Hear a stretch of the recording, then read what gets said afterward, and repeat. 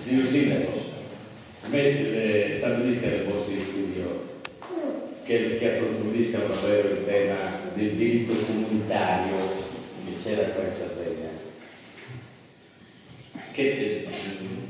Guardate che se noi non capiamo questo, non capiamo poi la difficoltà che abbiamo avuto di passare da un diritto comunitario, cioè una comunità, un paesino, un villaggio che aveva il suo consiglio comunitario e che amministrava le regole di quel centro, anche le leggi di Eleonora Dall'Orea, a demandare tutto quanto al di fuori, dentro delle regole che ormai del villaggio non conoscevano più nulla, e a imporre usanze e normative che stendevano. Davvero bisognerebbe approfondire questo passaggio. E adesso Diego Carlo nel suo intervento cerca di spiegarci due aspetti: come i musei vogliono riscrivere la storia della Sardegna fino ad ora raccontata, e dall'altro lato come loro sono all'origine della questione sarda, di cui ancora oggi si discute, che è tema di attualità, la questione sarda. Ecco, questi due argomenti sono oggetto del suo intervento, non meno intrigante di quello che abbiamo ascoltato. Io vi saluto, prima di tutto mi corre l'obbligo di salutare Carlo Giuseppe Rossetti, che è una persona non solo colta ma simpaticissima, e alla ricerca anche lui delle sue radici, perché pare che si possono tagliare gli alberi, si possono sfrondare gli alberi, però le radici rimangono e ricacciano. Lo scopo della serata era parlare della nostra identità, tornando indietro alla nostra storia, perché le radici non solo ricacciano, subiscono innesti, come nel caso per esempio di Museo di Orune, e comunque durano, e in qualche maniera tutti vorrebbero tornare a quell'organo del vegetale che assume l'umidità, che assume l'acqua e le sostanze. Salutato lui, saluto il sindaco naturalmente, che ha diritto di buon grado a questa iniziativa, il sindaco è anche il presidente della Fondazione Asproni, e saluto anche il vicepresidente, il professor Giuseppe Pulighetto. Vi ringrazio entrambi per aver dato il patrocinio gratuito a questo incontro. Saluto anche la delegata della cultura del Comune di Orune, Giuliana Pitalis, che rappresenta il sindaco. Un ringraziamento al personale comunale, ai soci dell'associazione Achimus per il supporto organizzativo e logistico, all'associazione Simnos per l'attenzione e il supporto morale, e al professor Rusta anche per l'affinamento di qualche traduzione dal latino, che ovviamente risparmierò. Da questo punto in su io vado senza rette, perché mi ho posto due domande precise. I musei che vogliono riscrivere la storia, e perché la vogliono riscrivere? Proprio perché, come già diceva il professor Rossetti, la questione della congiura di Vincenzo Sullis alla fine venne in qualche maniera spiegata. Devo dire anche che grandi studiosi hanno preso in mano sia la congiura Sullis, cosiddetta congiura Sullis, sia la congiura di Palabanda, e poi alla fine dietro queste famose congiure che dovevano essere popolari ci sono semplicemente delle congiure di palazzo, dei Savoia, che erano Ferro Felice era un Aosta, l'ultimo degli Aosta, per Alberto comincia la dinastia dei dei Carignano, Savoia Carignano, erano a Cagliari. Come in tutte le case regnanti di questo mondo ci sono contrasti che noi oggi abbiamo sulle piazze, sui giornali, in Parlamento. Prima era all'interno della Corte e nei dintorni.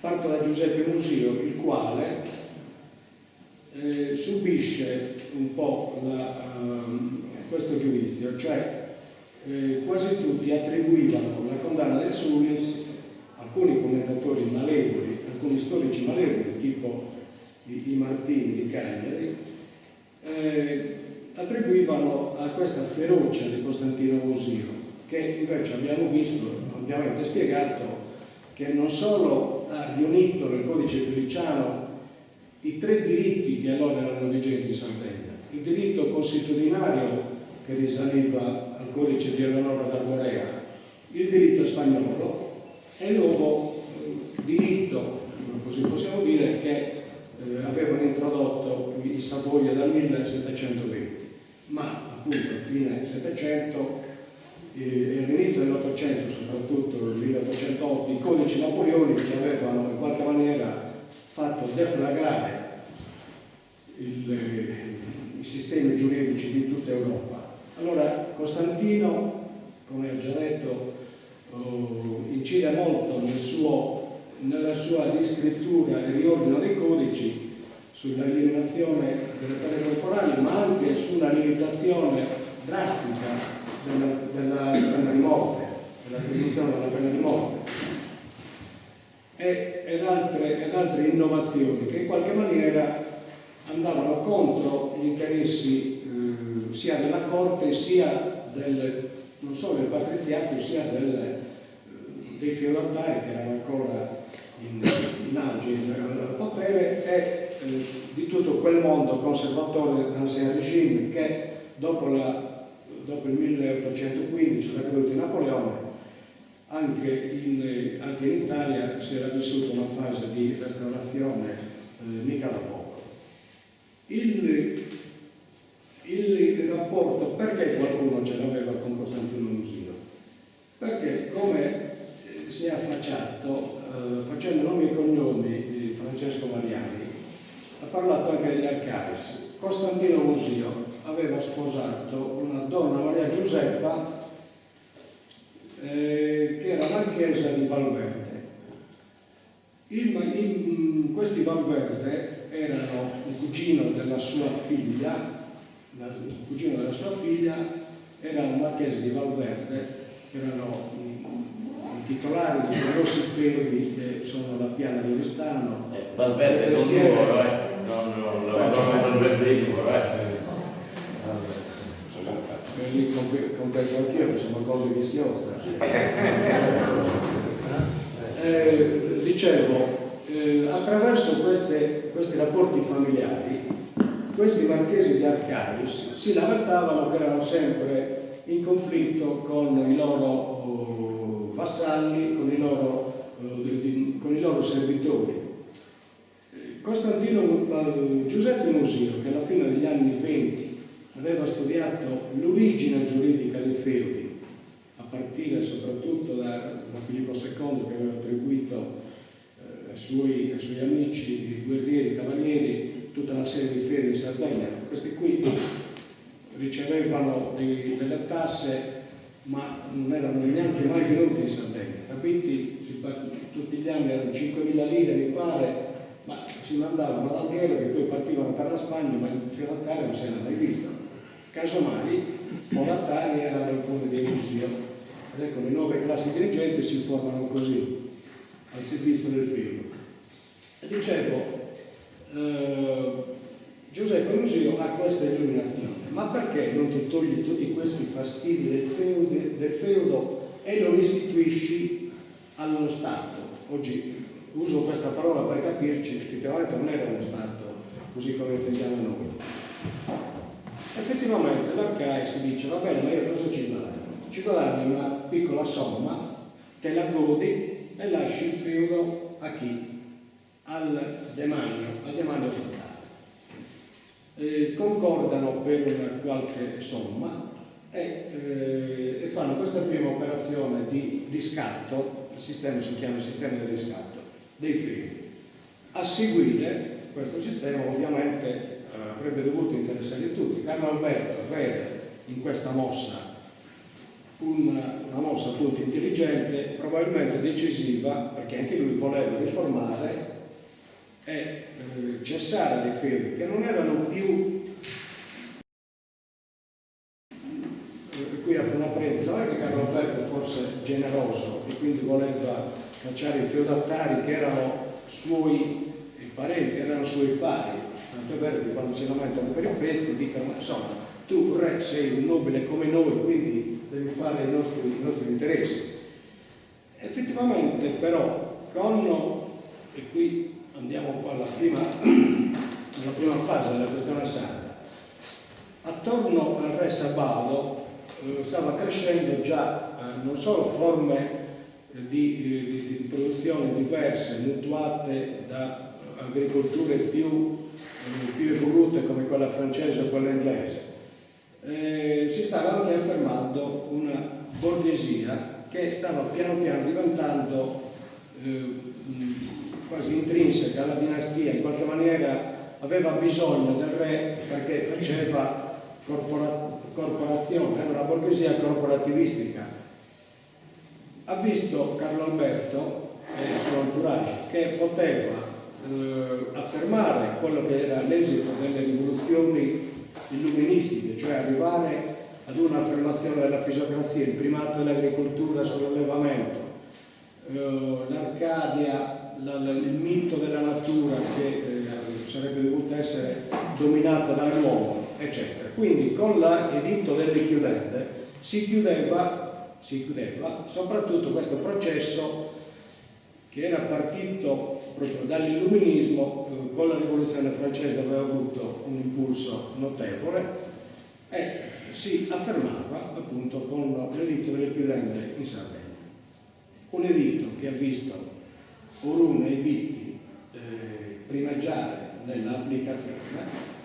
Ecco perché quando io e Francesco diciamo che a Bitti e Orun è passata la grande storia, è passata la storia dell'applicazione di quella riforma dell'editto delle chiudende ed è stata applicata in maniera stringente, anche progressiva, evolutiva, intelligente.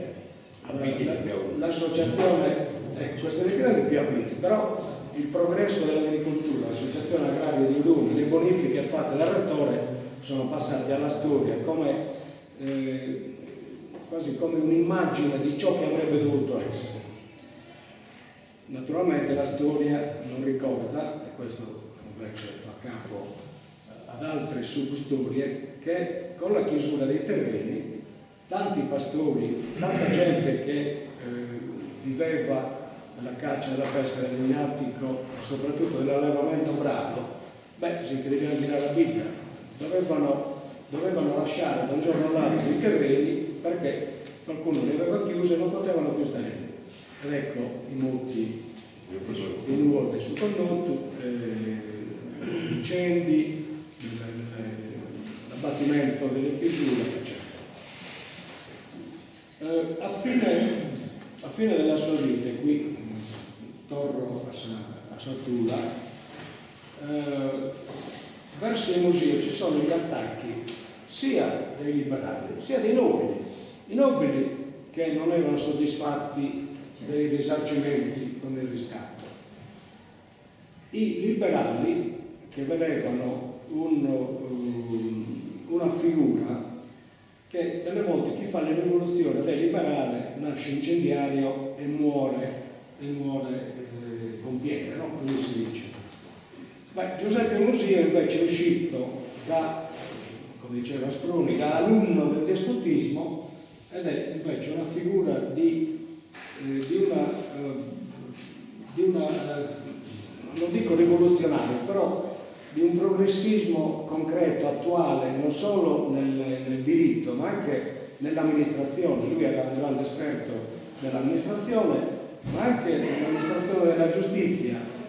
Io adesso è lungo, ma il discorso che ho dato a Carlo di insediamento come primo presidente della Corte d'Appello di Ancona, dopo esserlo stato per 5 anni di Nizza, e lì botte con Cavour, eccetera, per la gestione non solo della Sardegna, che si temeva, ma anche di Nizza alla Francia. Nizza doveva rimanere italiana, oggi diremmo, o comunque Savoia, questi che si vendevano e cambiavano terreni perché erano dei più pastoracci dei pastoracci, non avevano cultura, è vero che parlavano francese, ma erano dal punto di vista giuridico, dell'educazione, della raffinatezza perfetta.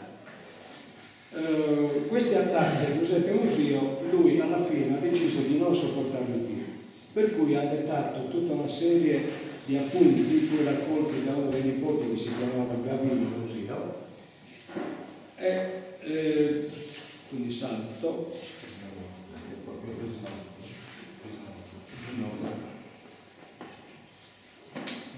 alla fine dell'Ottocento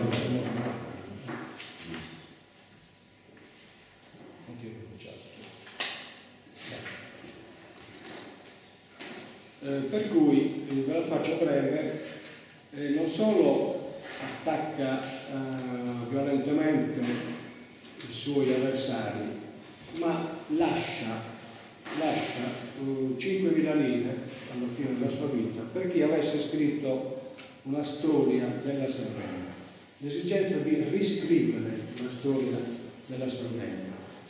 Perché? Perché lui capiva, anche se faceva parte di una classe dirigente, di una classe anche egemone, si rendeva conto che la storia fino ad allora l'avevano scritta i re, le corti, la Chiesa. Lui sente l'esigenza di riscrivere la storia della Sardegna e lascia queste 5.000 lire, oltre a questi appunti sui processi a Vincenzo Sullis, eccetera.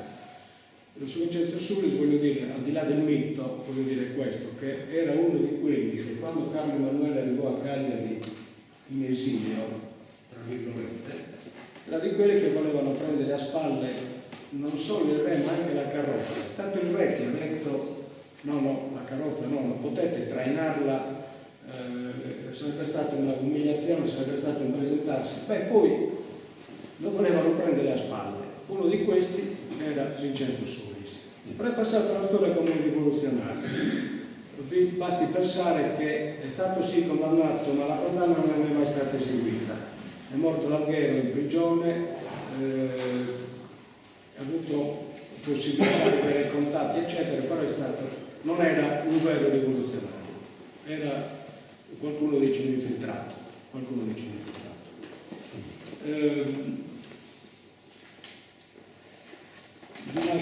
Vi voglio solo leggere i principi. Lui lascia queste 5.000 lire, però una particolare commissione deve giudicare la storia da premiare. I criteri che lascia sono questi: che venga giudicata la migliore per pregi, primo, di verità franca e intiera; secondo, di giudizi retti ed imparziali; terzo, di principi più consoni nell'odierno progresso; quarto, di forme più eleganti. Nell'ordine che enuncia i pregi intendo di dare ai giudici del procorso l'ordine dei loro criteri e metto per ultimo pregio l'eleganza delle forme, perché quando questo pregio non facesse agli altri e servisse non a dire meglio, ma a meglio celare il vero, io non posso giudicare un pregio ma un demerito ed una immoralità. Questo era Giuseppe Musio. Di esporre posso almeno brevemente. Lui sente la necessità di riscrivere la storia sarda e lo fa nel 1861. Lui era un grande lettore di Tacito, di Sallustio, degli storici, dei classici romani, e su questo torneremo. Quindi prende in mano la storia del Manno, la storia di Sardegna del barone Giuseppe Manno, e fa un compendio, cioè legge, e lui scrive però qualche altra cosa che gli sembra più giusta. In particolare, quando si arriva all'arrivo dei Savoia in Sardegna, città Cattaneo. È chiaro che queste cose le fate scrivere lui a Cattaneo, comunque dice i Savoia il Manno li ha trattati con guanto di velluto, non ha scritto il vero, eccetera. Il secondo tema che il moderatore mi ha dato è questo dell'origine di Aspruni e Musio all'origine della questione sarda. Come è stato già in qualche maniera anticipato, nel 1847 vi furono a Cagliari soprattutto dei moti per le riforme. Questi moti per le riforme si facevano sotto il palazzo del viceré e sotto i palazzi dell'amministrazione, sia a Cagliari, sia a Sassari, sia ad Alghero. Questi comuni sentono anche l'esigenza di mandare al re delle deputazioni che vanno per chiedere di essere uniti al Piemonte, che la Sardegna venga unita al Piemonte. Il re quando li ha ricevuti si è dichiarato meravigliato di queste petizioni. Era chiaramente una finta, perché lui non poteva non sapere di quanto succedeva in Sardegna, sapeva dell'arrivo di queste delegazioni, ma per dirvi che lo stesso re si pone il problema: ma questi vogliono lasciare un diritto che hanno, che è stato detto, che era in qualche maniera più avanti del diritto che portavano i piemontesi, perché il diritto spagnolo, se non altro, aveva portato gli stamenti, c'era riferimento alle cortes, nelle comunità c'erano i consigli comunitativi. Invece il diritto piemontese, queste cose qui non esistevano ancora. Lo stesso Musio avrebbe lavorato sui consigli civici, ad una riforma, ad una qualche riforma, introduzione dei consigli civici, aveva cominciato col viceré Montiglio in Sardegna. Quindi questi molti che tendono alla fusione, ma è una fusione di classi dirigenti che vogliono l'appoggio di quella dinastia che è detto corporativa, mentre invece altri, come Giuseppe Musio, volevano sì non una unione, volevano una fusione condizionata. E poi spiego. Unione può essere tra queste due mie dita che si affiancano, unione di due dita, unione anche nella stessa mano. Fusione vuol dire compenetrarsi, entrare l'uno dentro l'altro, essere un'unica cosa, non due cose distinte. Musio, per farlo breve, diceva: facciamo la fusione, ma che sia una fusione giusta, condizionata da delle condizioni che devono essere inserite nello statuto, a cominciare da una parità nell'attribuzione delle cariche e degli impieghi, non solo impiegati, ma anche le cariche amministrative, militari, che a quel tempo erano molto importanti nella magistratura, dovevano essere uguali sia in Piemonte sia in Sardegna, in rapporto alla popolazione e alle vere esigenze del regno. Un'altra richiesta era quella di avere dei lavori pubblici, delle infrastrutture, già pensavo alle ferrovie, e soccorsi all'isola dalle finanze dello Stato nella stessa proporzione ai calcoli che vengono fatti per il Piemonte, dove per esempio in quel periodo si spendevano molti soldi per fare i canali del Vercellese e del Novarese, per le risaie. Anche noi vogliamo grandi opere di bonifica. Libertà per l'istituzione di una banca isolana, non vincolata mai da nessuna legge a qualunque altra banca già esistente o da esistere nella terraferma. Comitato speciale composto da soli deputati dell'isola, che avrebbe deciso quasi su tutto, in particolare sull'esazione e in particolare sulla libertà nelle tre industrie. Per noi sembrano cose forse già superate, però libertà delle tre industrie: agricola, manifatturiera e commerciale, eccetera. Tutte cose da mettere nello statuto. Per brevità non dirò solo che la portata di questo documento, che era chiaramente di freno a chi voleva la fusione senza neppure una discussione, la portata di questo documento lo pone all'origine veramente intanto rappresenta quella parte illuminata della borghesia che era nata, di quel quarto Stato che era nato con la legge Nichilente, di quel terzo Stato, che si univa alla nobiltà e al clero, quella nuova borghesia agraria che poi avrà anche in Asproni, nel narratore, dei rappresentanti più incisivi, più famosi. Questo documento di Musio in qualche maniera accende i riflettori sulla questione. Noi sì, ci uniamo, facciamo anche la fusione, ma a queste condizioni, altrimenti non ha da farsi, altrimenti chi vuole questa fusione non vuole il bene della Sardegna. Questo era il documento e lì effettivamente molti storici piano piano stanno concordando che quello sia il primo atto autonomistico basato appunto non solo su maggiore autonomia, su una giustizia complessiva, giustizia dei rapporti, giustizia nell'attribuzione delle risorse e quant'altro. Ci sono delle parole che dicono molto delle idealità di Giuseppe Musio, ma ripeto, non possiamo. Un altro che ha l'origine della questione sarda è Giorgio Asproni. 2 minuti. Giorgio Asproni, dico solo che ha in qualche maniera introdotto la fase romantica cosiddetta romantica della questione sarda. Cioè l'origine classica è riuscito ad attuare il passaggio dall'illuminismo al romanticismo, ma senza tradire la cultura classica. E in quel periodo non solo le letture, la storia, la filosofia, la letteratura, tutto era classico, la stessa tensione verso Roma capitale,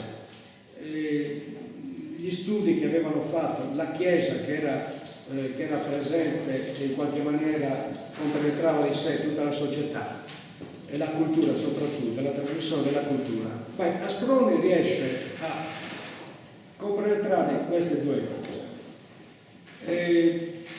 Il suo primo indirizzo, leggo solo questo, il suo primo indirizzo agli elettori di Nuoro per le prime elezioni dice: oggetto delle speciali cure sarà la Sardegna, la grave nostra miseria sarà il primo tema, eccetera, eccetera. Cosa dirò? Tutti lo sapete. Figlio del popolo e balestrato nel centro della Sardegna, conosco il fuoco che mi ha bruciato la pelle. Quindi lui, consapevole, sto andando in Parlamento non come altri che erano, come dire, non solo i senatori che erano di nuovo in alleggia, ma anche gli altri deputati che appartenevano alle classi dominanti. Lui veniva invece sì dalla Chiesa, ma in maniera, come dire, in maniera protestataria, era già fuori quando diventa deputato, anzi è quella forse l'occasione per uscire fuori. Lui parla di risorgimento, già nelle prime parole, parla di risorgimento della Sardegna, mentre invece i Gemelli nel 1700, quando parla di progresso della Sardegna, parla di rifiorimento. Dà una personalità alla Sardegna, Asproni, ne parla come della neghitosa, la Cenerentola, la gemma del Mediterraneo. Così facendo la trasforma in un personaggio e quindi, e questo è importante, in un soggetto politico, cosa fino ad allora che non si era verificato. Vi lascio il carattere di Asproni, lo conoscete, ha sempre contrapposto il disprezzo dei piemontesi verso i sardi, alcune cose copiate pari pari, sembrano le stesse parole da Gramsci quando parla del disprezzo del cittadino per il villano e così via. E contemporaneamente questa sua impostazione che porta nei discorsi in Parlamento, questa sua impostazione apre invece la terza fase della questione sarda, che è quella legata anche alla questione meridionale, ma di questa è un'altra storia. Certo è che dopo 170 anni, dal 47-48, riscoprendo Giuseppe Musio e Giorgio Asproni, stiamo riscoprendo anche le origini della questione sarda.